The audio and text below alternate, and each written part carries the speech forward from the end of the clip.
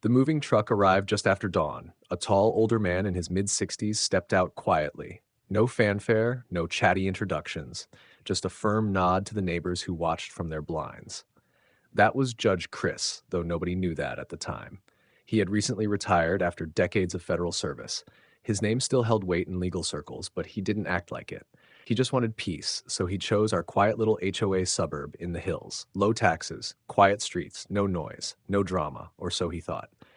Karen, the self-appointed queen of the HOA, ran things like a private dictatorship. She knew every dog's name, every car's license plate, every blade of grass that was 1 inch taller than regulation. And now there was this stranger on Maplewood Lane, a man who smiled politely but never came to HOA meetings, who paid his dues early but skipped community socials.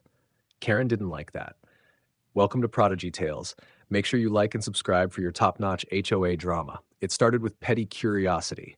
She checked property sale records. She watched who visited him. But Chris kept a tight, boring routine. Walks in the morning, groceries on Thursdays, lawn always neat, HOA dues, paid like clockwork, yet Karen was obsessed. It's like he doesn't even exist, she told the board, sipping on Diet Coke like it was whiskey. What is he hiding? Then she made her move. She scheduled a mandatory emergency HOA meeting and insisted everyone must attend, including Chris. Let's finally get to know our neighbor, she said with that tight-lipped Karen smile. What she really meant was, let's force him to show his face. When Chris got the invitation, he hesitated. He had avoided these meetings on purpose, but something told him this one was different. So he walked into the community clubhouse that evening wearing jeans, a flannel shirt, and the calmest expression imaginable. Karen's eyes lit up. "Ah, Mr. Chris," she said, faking warmth. "Glad you could finally join us."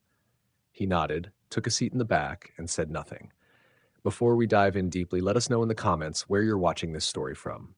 Karen stood at the podium, clipboard in hand, eyes locked on Chris. "Before we begin," she said to the group, "let's welcome our quietest neighbor. I hope you'll finally participate." She thought she had him cornered. Chris just looked at her, gave a tiny smile, and said calmly, "I'm listening." The meeting began the way most of Karen's meetings did, long, loud, and dripping with drama. She shuffled her papers like she was running Congress. "First order of business," she declared, "an increase in HOA fines for minor infractions. We must maintain order.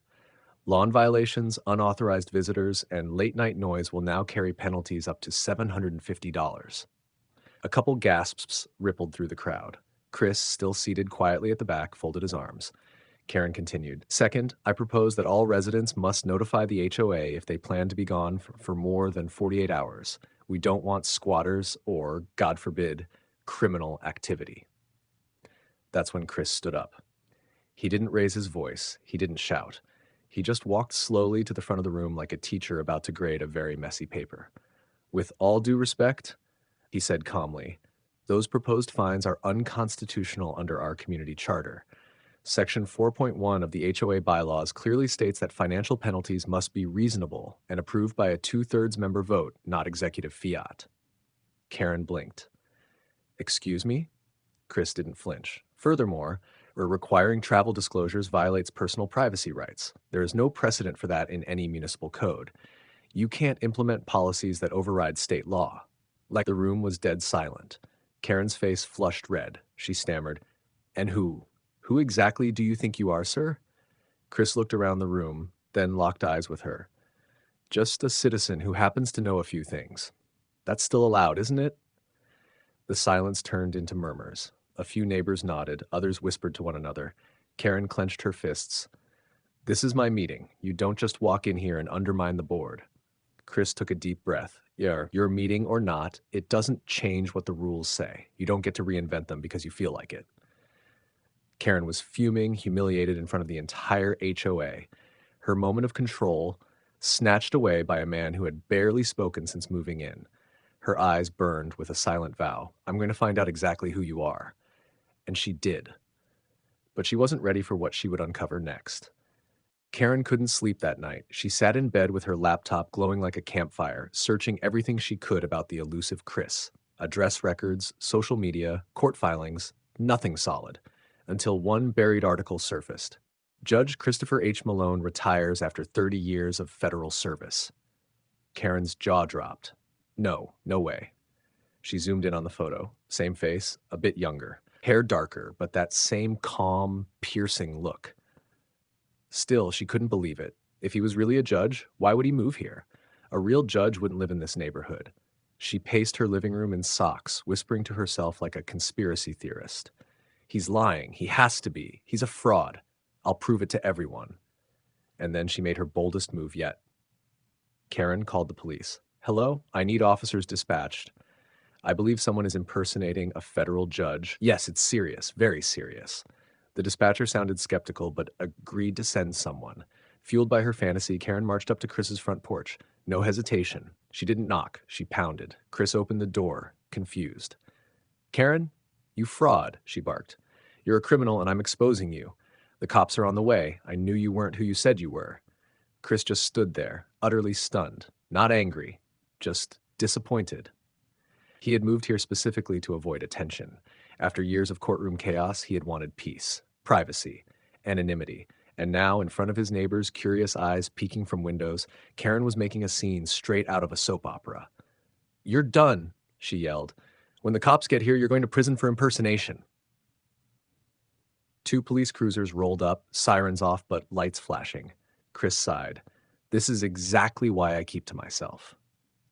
The officers stepped out. Karen waved them over like they were her personal security. Arrest him, she pointed. He's faking it. I did my research. One officer raised a brow. Sir, can we see some ID?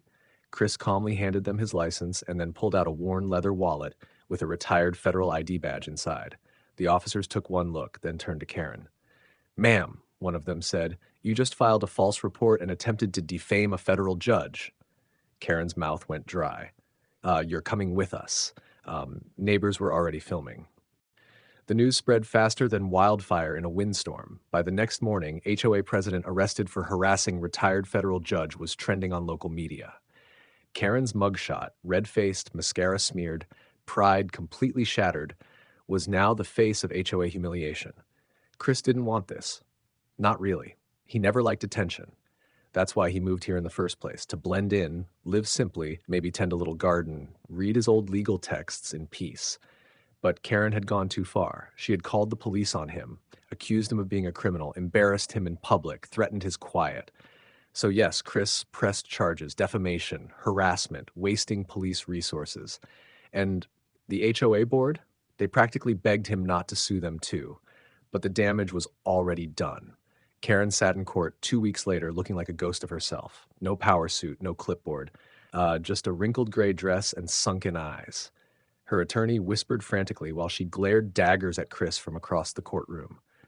The judge read the charges: defamation of character, filing a false report, and obstruction of justice. The courtroom buzzed as her sentence was handed down.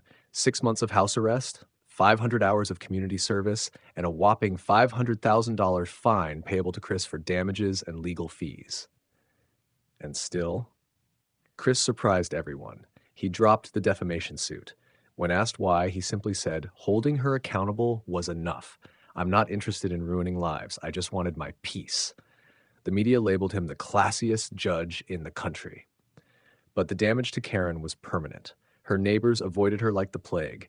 Her face was turned into memes. The HOA banned her for life. Her home was quietly put on the market out of sheer shame. And every time she passed a neighbor, she could feel their phone cameras ready, just in case she acted up again. As for Chris, he stayed for a few more quiet months, politely turning down every interview request that came his way. But eventually, he packed up and moved out. Too much attention now. His plan for peace was shattered, and there was no putting that genie back in the bottle. He left the neighborhood with grace and a quiet smile. Karen had tried to arrest a federal judge, and in the process, she arrested her own reputation. The end. Please like and subscribe for more HOA showdowns like this. Have you had a similar encounter with a Karen or anyone in the HOA board? Let us know in the comments.